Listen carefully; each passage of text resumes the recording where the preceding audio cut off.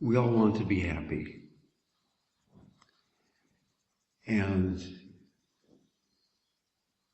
assuming that we're all here in this ashram, we have chosen the way to be happy, finding God, realizing that God, Guru, and Self are one.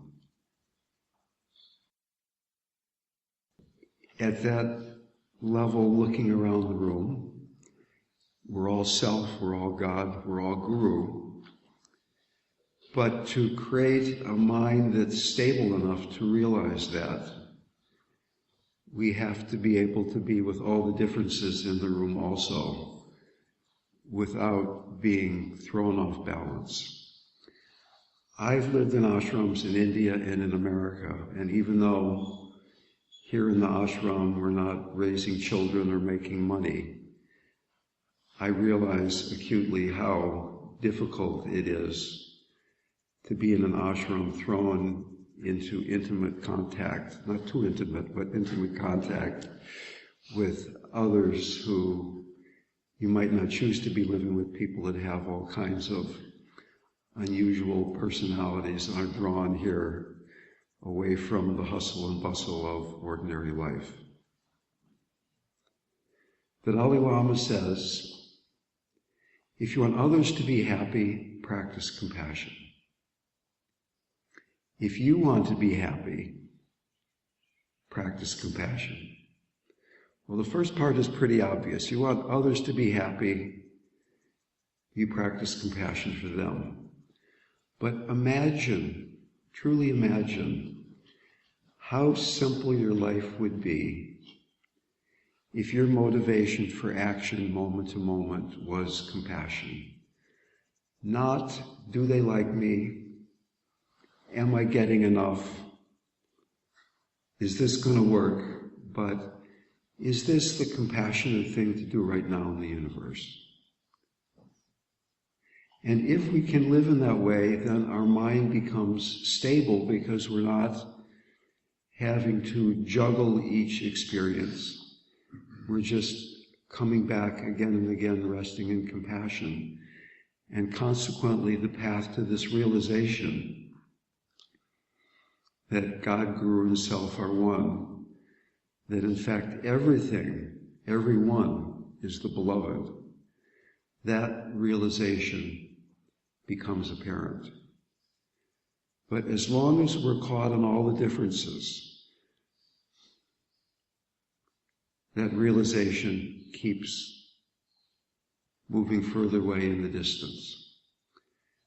Now, certainly, having compassion doesn't mean we don't have likes and dislikes. It doesn't mean that you'd rather have one kind of breakfast rather than another kind of breakfast, or that you'd rather talk to one person rather than another person. But it does mean that the heart can remain wide open, even if the breakfast isn't quite what you hoped, or if you're having to do a work task with somebody that's not your favorite person in the ashram, or if somebody close to you has just died. And a practice of unconditional love as the center of the practice, which is essentially what mantra yoga becomes, as our relationship with the mantra and eventually our identity with the mantra is revealed, is a practice of going beyond detachment and seeing that oneness in all beings. My main interest is really not in working with dying people, but in getting free myself in transformation of consciousness. But I find that being around people who might be approaching death, people with life-threatening illnesses, gives me the opportunity, even the privilege, even the honor, to be with people who are often willing to really be awake and alive.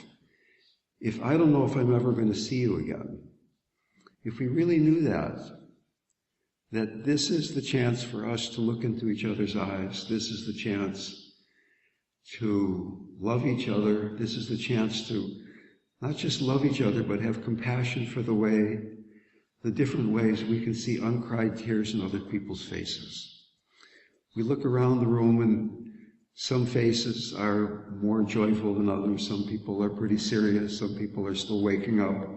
Some people are wishing they were not awake quite yet. And we see all those differences. Can we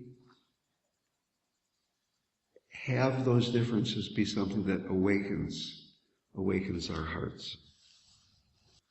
Compassion literally means with passion. Compassion is the path of a warrior.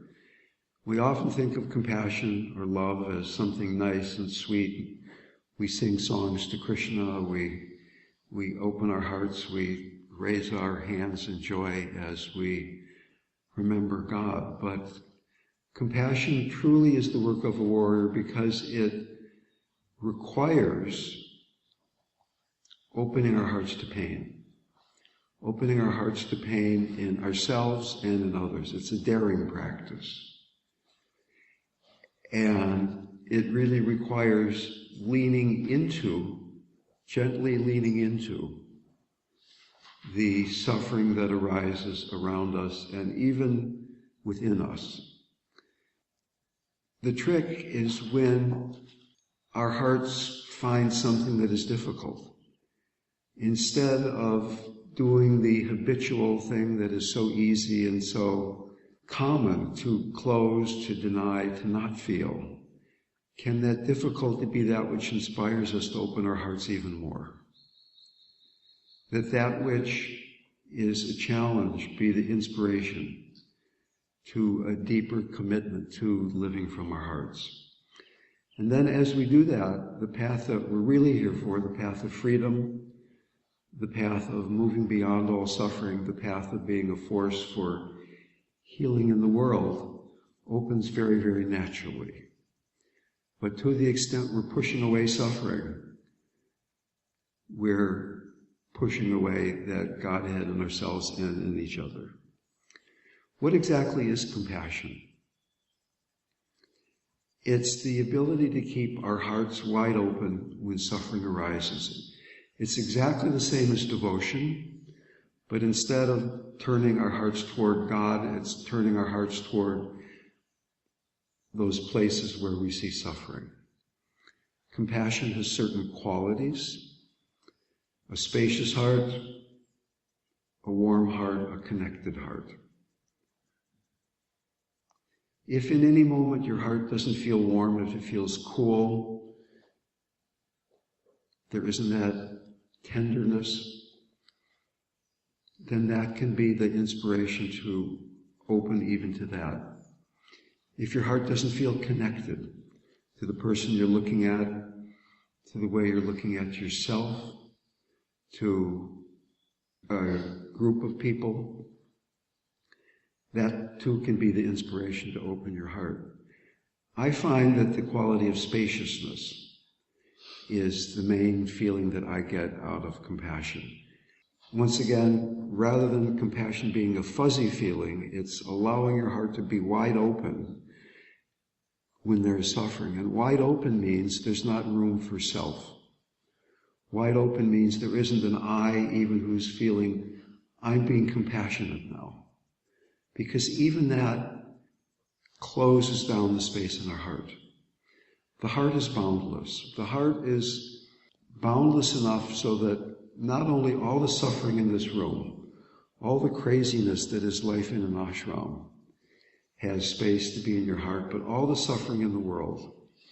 We turn on the news, which probably most of us are up here on this faraway place, so we don't have to turn on the news very much.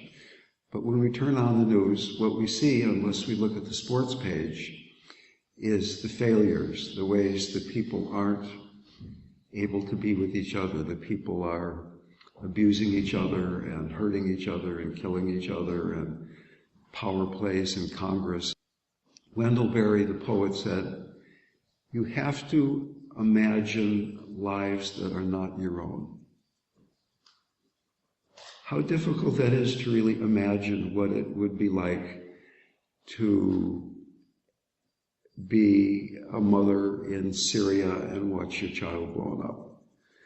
I have a very dear friend who was with me in India with Maharaji back 30 years ago. And 2 weeks ago yesterday, his 12-year-old daughter was crushed by an SUV and killed. And I did compassion practice for him and his wife. To do compassion practice, one can do it in a kind of a superficial way and think, oh, those poor people, their child was crushed and killed. And there's compassion, and I'll think about both of those things at the same time, and maybe it will help. But to truly do the practice, I have to imagine, I have to actually feel what it is like to be them. And only to the extent that I'm willing to be aware of in my body, in my heart, in my mind, to feel what it's like to have that suffering, can I have compassion for them. When we meet somebody who is so empty that they have compassion for all that they meet, it is a wonderful and difficult thing.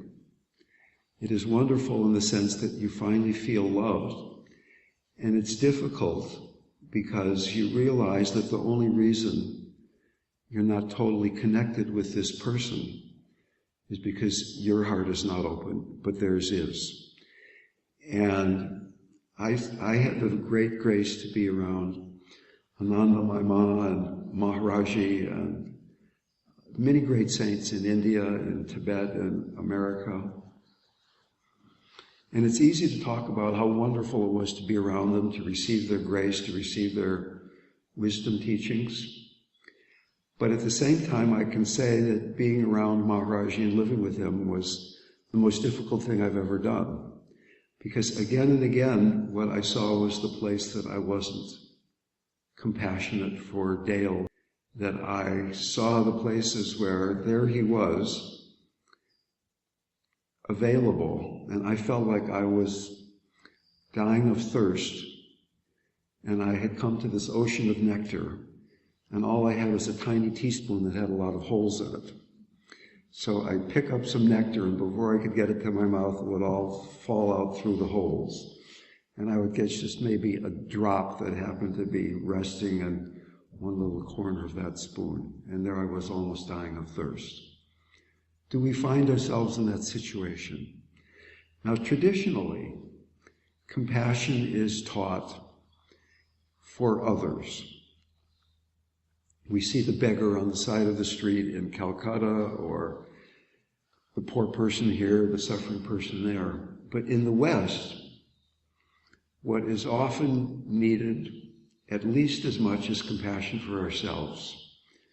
Once again, the Dalai Lama said, on his third visit to America, now I'm beginning to understand, and it makes me very, very sad. You Americans don't like yourselves.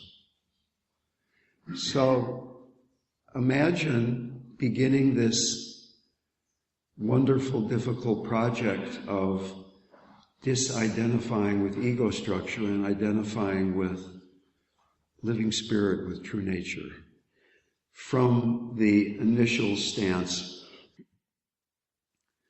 of not liking yourself. One can imagine that not too far down the road, there are going to be complications. That the place in you, that the place in you that doesn't like yourself is going to be advising you on how your practice should be going. Maybe this morning is a time to stay in bed and not look so clearly at those places that you don't like yourself. Maybe that person over there who is acting so strangely, we cannot like them because look how strangely they're actually behaving. So that compassion is not a process of a healer beaming compassion at the wounded person, but it is much more a covenant of being with, being right there in the mess, in the soup, in the mess of the mind, in the mess of the heart with that other person, and particularly with yourself. Can you be with those voices in yourself that are saying, you're not a very good meditator, maybe this ashram life isn't for you, or, boy, what a good meditator you are, look at how the person next to you is not sitting up as straight as you are. The Hasids have a saying that a broken heart is the most whole thing in the world. We all have broken hearts to a certain extent, and yet often try to pretend that we're whole, that we're not broken, that we know what's going on. Can we find the humility, the flexibility to really be touched even by our own suffering? They have the humility to begin to bring compassion to those places where we either push away or get lost in suffering. So suffering arises. There are three possibilities. The first possibility is overly rigid boundaries. I'm not going to feel that. Oh, it's not so bad. The second possibility is overly permeable boundaries. Oh my God, this is a catastrophe. What's going on here? But the third possibility is having appropriate boundaries. There's suffering. I can feel that suffering. I'm not going to push it away. I'm not going to get lost in it. And out of this balanced relationship with suffering, I'm going to act. So imagine that you were suffering. Imagine that the doctor just told you had cancer, or a dear friend of yours had just died, or your child is really ill, or whatever it might be. Imagine that there was great suffering. And the first person who came into your room said, oh, it's not so bad. I think you're going to be better tomorrow. Just hang in there. And the second person came into the room and said, oh my God, and started falling apart, and they were in at least as bad shape as you were. Would either of those people be of much help in terms of spiritual healing of the place where you were having such a difficult time? But suppose a third person came into that room, and you had the sense that they could feel, not exactly, but pretty much what you were feeling. They could feel your pain.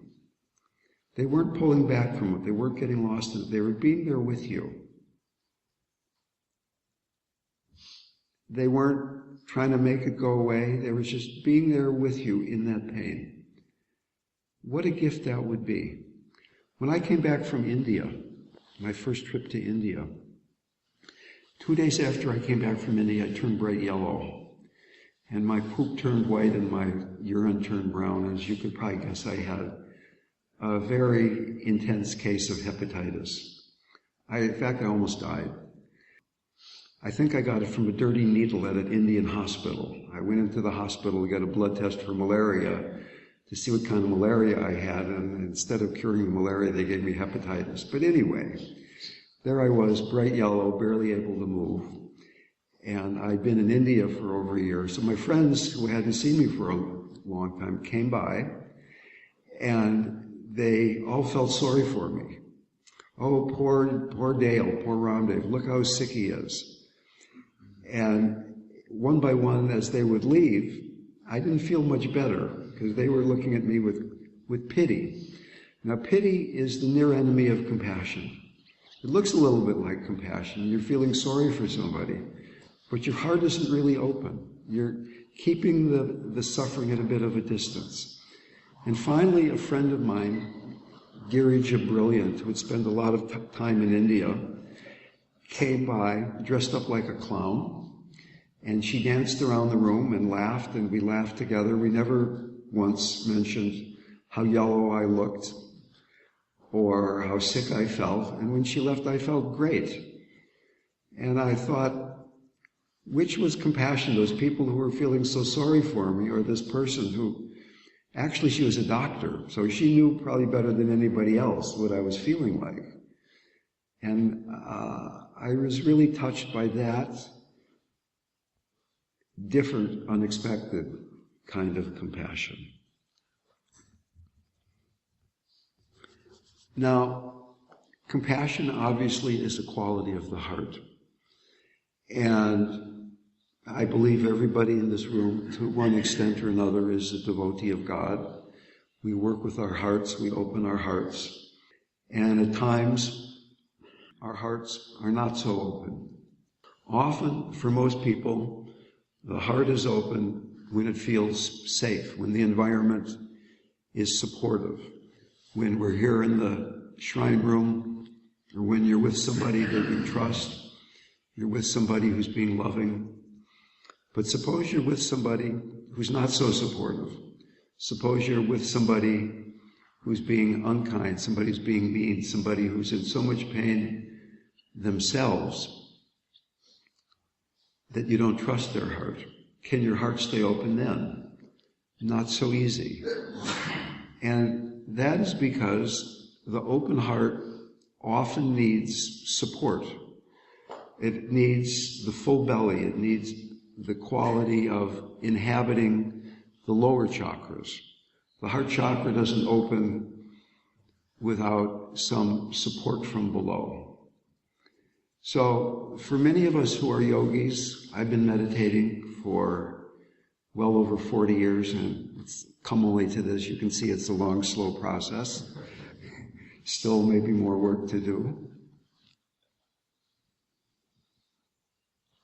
That even after all this work, it takes a certain humility to admit that I need to go back to the very beginning and notice that right now my heart is closed and I need to invoke the divine, invoke the Guru, get grounded and centered in my body, and even just become aware of the place where I am caught. I have been a meditation teacher for longer than some of the people in this room have been alive. And there have been many times where I've been sitting in front of large rooms full of people, feeling that I was probably in that moment the least conscious person in the room. And yet I had to guide a meditation. I had to be the meditation teacher. And that was a difficult thing to do. Because to really be honest, I had to be admitting to myself what the condition of my heart was. And at the same time be holding it together enough to be at least slightly helpful to the other people in the room.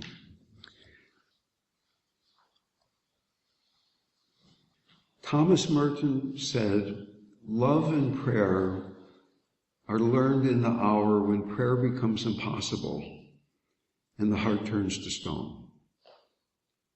Love and prayer are learned in the hour when prayer becomes impossible and the heart turns to stone.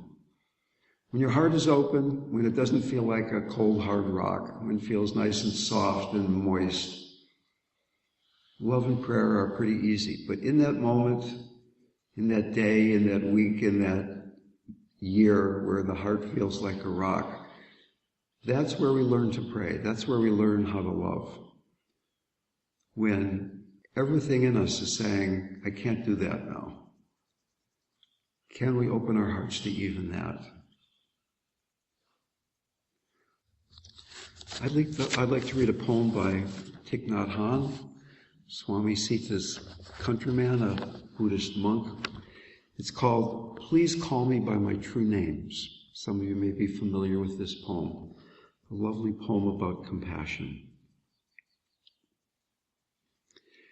Do not say that I'll depart tomorrow, because even today I still arrive. Look deeply, I arrive in every second.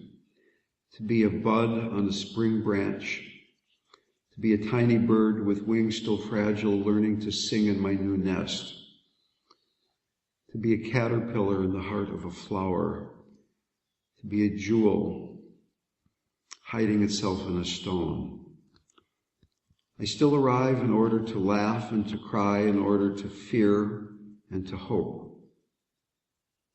The rhythm of my heart is the birth and death of all that are alive. I am the mayfly metamorphosing on the surface of the river, and I am the bird which, when spring comes, arrives in time to eat the mayfly. I am a frog swimming happily in the clear water of a pond. And I am the grass snake who, approaching in silence, feeds itself on the frog. I'm the child in Somalia, all skin and bones, my legs as thin as bamboo sticks. And I'm the arms merchant selling deadly weapons to Somalia. I'm the 12-year-old girl, a refugee on a small boat, who throws herself into the ocean after being raped by a sea pirate. And I'm the pirate, my heart not yet capable of seeing and of loving. I'm a member of the Politburo with plenty of power in my hands, and I'm the man who has to pay his debt of blood to my people, dying slowly in a forced labor camp. My joy is like spring, so warm it makes flowers bloom in all walks of life. My pain is like a river of tears, so full it fills all four oceans. Please call me by my true names, so I can hear all the cries and laughs at once, so I can see that my joy and pain are one. Please call me by my true name so I can wake up, and so the door of my heart can be left open, the door of compassion. Thich Nhat Hanh is someone who lived in the refugee camps after the war, during the war. Hundreds of thousands of people in these camps. They didn't have temples, they didn't have priests, and he came in and worked with people who had been displaced, whose relatives had been killed. And he kept his heart open in that circumstance. His openness inspired so many thousands of people. Knowing that your joy and your sorrow are one, that your laughs and your tears are one, is in a way the secret to this practice. Some days, some moments, there's joy, some moments there's sadness. But is there a compassion, is there a love that transcends happiness and sadness? Is there a way we can be in our hearts so that no matter what is happening in our lives, we can keep meeting it with this open door of compassion? The place where you are wounded, there God can enter in. It is at that point of suffering where we can truly meet each other. Rumi said, grief is the garden of compassion. A garden is a place where something grows, usually something wonderful, vegetables, flowers, trees.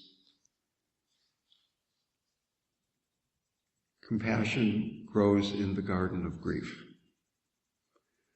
Compassion, as I mentioned before, has the quality of connectedness. Grief has the quality of being separate. So our work is to open our hearts to that place where we feel separate and transmute that through our courage, through our practice, through our devotion to a feeling of connection.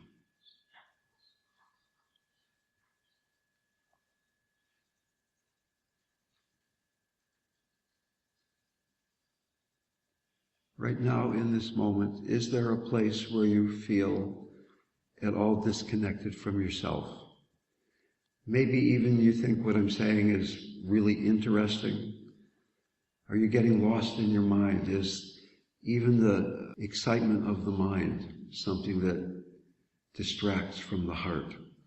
Is it possible to live a life where 75 or 80% of your energy is going into keeping your heart open, and the other 20 to 25% is out in the world, talking to people, doing a good job, being kind, but that your work, your focus, that which really keeps you alive, keeps you on this path, is resting in your heart, effortlessly eventually, just resting in the heart. Someone asked my guru once, Maharaji, how should I meditate? Actually, it was Krishnadas, the Kirtan Lal. He said, how should I meditate? And Maharaji said, meditate the way Christ meditated. Everybody was kind of shocked because, first of all, we had no idea how Christ meditated. And then, second of all, how could Maharaji know how Christ meditated? And somebody said, well, how did Christ meditate? And Maharaji got really silent. And the energy in the it wasn't really a room, we were outside, the energy shifted. And tears started coming down his cheeks. And he said, he lost himself in love. He lost himself in love. It really is that simple. The desire, though, for pleasant feelings often subverts compassion into sorrow. We want to be happy. We all want to be happy. But the earth isn't always a happy place. It can be a joyful place. It can be a compassionate place, but it's not always a happy place. 12-year-old girls get run over by SUVs. People kill each other. People do all kinds of extremely unkind things because of their fear and their ignorance. Does that close our hearts? Does that make it seem to us that the world is a too dangerous place to keep our hearts open moment to moment to moment? Or does the very fact that there is so much violence and ignorance and aggression inspire us to be a force for compassion, a force for healing, so that wherever we go, just our being, not even having to say anything, but just who we are, brings this quality of healing to those around us. Many of you probably have jobs as healers in one way or the other, working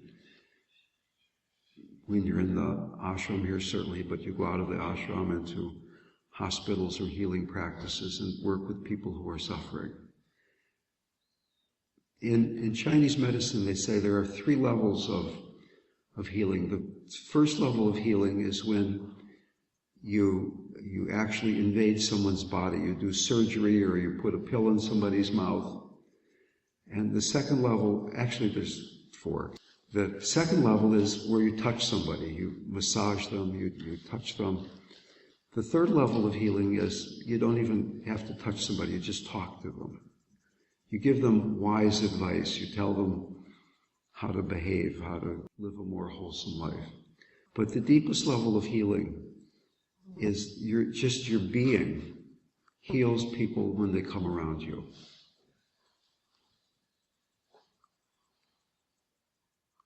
And that level of healing is being compassionate. So what I'm asking of you, and certainly of myself, is to admit that we're all grieving and begin to bring compassion to the place where we're grieving. Everyone is grieving. Even if you're one of those few fortunate people who has not had someone close to you die. You've lost part of your childhood dream. You've lost certain identities that you have. How then do we respond to that grief? Do we open our hearts to it, or do we deny it? Do we open our hearts to it, or do we get lost in it? Those are the choices. So that's my lecture. I'd really like to hear what you have to say. Any questions, any remarks? Yes, please. How do you show yourself compassion?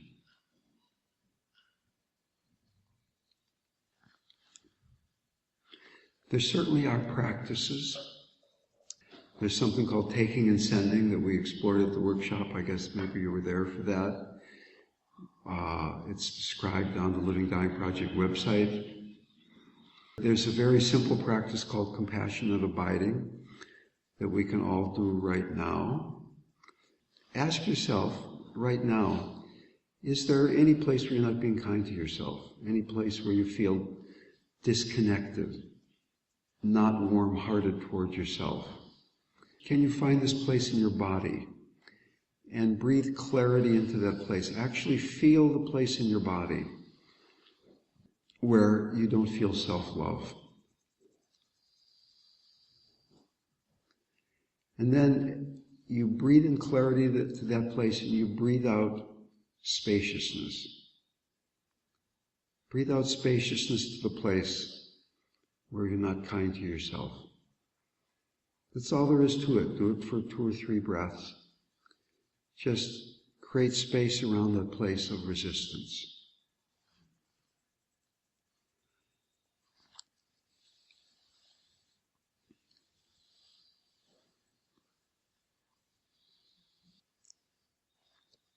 To be honest, I don't often do practices for myself. I really try to stay alert to the quality of my heart. Everybody has certain signs or barometers. When I get out of my heart, which I'll do right now, I'll pretend I'm leaving my heart, my voice gets a little higher, my shoulders get a little tight, and if I pay attention to that, then I notice it and I just drop back into that place. I trust that there is a wisdom beyond knowing. There's a deeper wisdom of the heart. I have a PhD in mathematics, and I think it's probably difficult for most of you to realize what that actually did to my heart. Maybe some of you who have been scientists or are scientists can imagine, but spending 10 years at Cal and Stanford with the best mathematicians in the world inspired me to realize that I needed to work with my heart. My parents were very disappointed when I dropped my PhD in the garbage can and went off to India and came home and didn't make a ton of money as one of the first people in the computer industry back in Silicon Valley back in the early 1970s. One of the best ways to bring compassion to yourself is to be in a relationship and to see how other people are relating to you and noticing those places where you aren't quite as loving as you might think you are. Ashram life certainly does that. You're thrown up against people and your heart opens, your heart closes. If you are a devotee of God, you can remember those times when you have felt your heart filled with love and realize that the deepest love you've ever felt for God, for Guru, for your closest relative, for your child, whatever it might be, that the fact you've been able to love that deeply, that's who you are. That's how much you can love. That's how much you can love in this moment. So that we don't have to accept the fact that kirtan 3 weeks ago or that time you were with that person you really loved a lot and your heart sprung open naturally, that was only a strange occurrence that isn't going to happen again, that it's almost our duty. Ramakrishna said, it's our duty to fall down and adore where others only bow. So when we come into the shrine room and we touch our foreheads to the floor, what's actually going on there? Is it just a sort of an automatic gesture that's expected, or do we feel a moment of love, or do we really pour out our hearts? Do we really become emptied of self, that as our forehead touches the floor, all of that in us that blocks our hearts falls out through our forehead into the earth? And as we then rise up again, our hearts are wide open. And can that bowing down be happening again and again and again, moment to moment to moment? Can I touch my forehead to the floor when I look at you? Not really touching it, but inwardly bowing to you and even bowing to myself. I mean, in India they say that the work of the Guru takes place in 1 second. That you see that possibility. You see the freedom manifest before you, but then you have to manifest that yourself. The Guru isn't going to do it for you. Yes, there is Guru's grace, but you have to find that love in yourself. And it's so painful to see that love, to feel it, to drink that love from the Guru, and then 5 minutes later be not able to feel it anymore. To have to work with, slowly, painfully, working with all the subconscious conditioning that keeps us from being compassionate with ourselves and others. Over 95% of the energy in the brain is in the subconscious mind. Less than 5% is in the conscious mind. So hopefully this talk is inspiring and your conscious mind says, yes, I want to be compassionate, just like Dale says. I'm going to go out of this room and I'm going to be a more compassionate person. And then somebody does something that bothers you. And all of that good intention is gone because the subconscious conditioning that you learned when you were so small is a tsunami of energy overwhelming the good intentions of the conscious mind. So in that moment, in that very simple moment where you see that you are caught, that is where compassion is learned. Not in some big fancy moment where the doctor says, I'm sorry to tell you have cancer, or you're having some ecstatic experience in kirtan, but in that simple moment, like right now maybe, where you notice your heart isn't fully open. Is there some self-judgment? Is there some violence as you yank yourself back to being present? Or can you come back to being present with mercy? Can there be tenderness when you see what a jerk you really are? We're all jerks. We're all God, both at once. How we relate to that ignorant place, the kindness we bring to that. The Buddhists say that everybody you meet has been your mother, which I find a very difficult concept. But to think of everyone at one point has been my child, that works for me a lot better. Not that I'm going around being your mother, but if your child has a tantrum, or if your child gets angry, or if your child gets afraid, you realize that it's only a child, and you still love the child. You open to that child and say, here, it's okay, I'll take care of you. I'll hold you now so that you don't have to be afraid. And if you're angry, I'll comfort you so that you can go beyond your anger. And if we meet each person as if that ignorance, that willfulness, that stupidity that comes out of them is really just their childlike nature, the place they haven't quite grown up yet, then compassion can flow a lot more easily. Particularly for ourselves, our own childlike. If you have the opportunity to be around people who are dying, it can be a great inspiration to compassion. My firm belief is that the strongest practice for this dark age is a deep inner contemplative devotional practice combined with an intimate relationship with death. Because if I'm with you and you might be dying soon, and my heart is not fully open, that truly hurts my heart.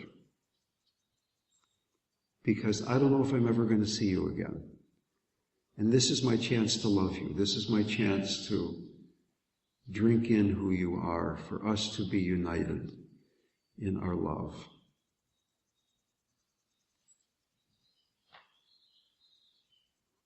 And in fact, can we be that way then with everybody?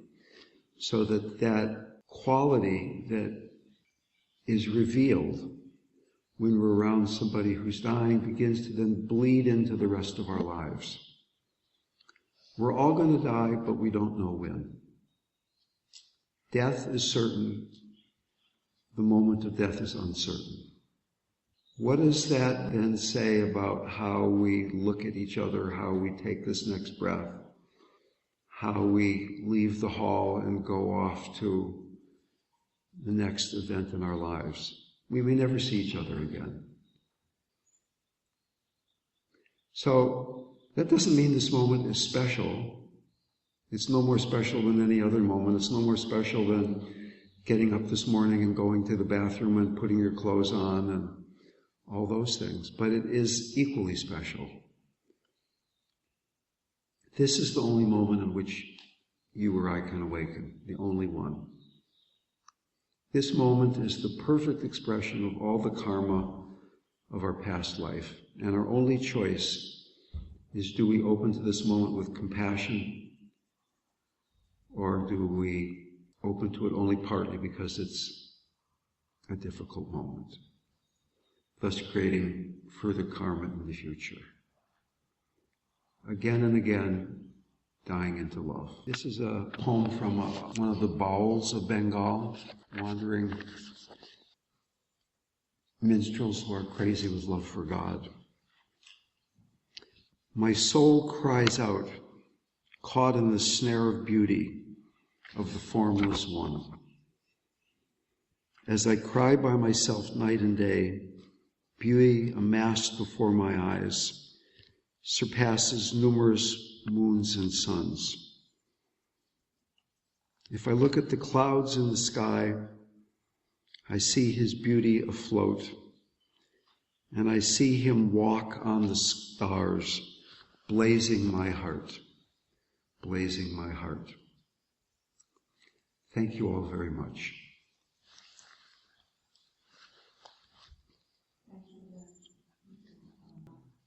Ram Ram, Jai Hanuman.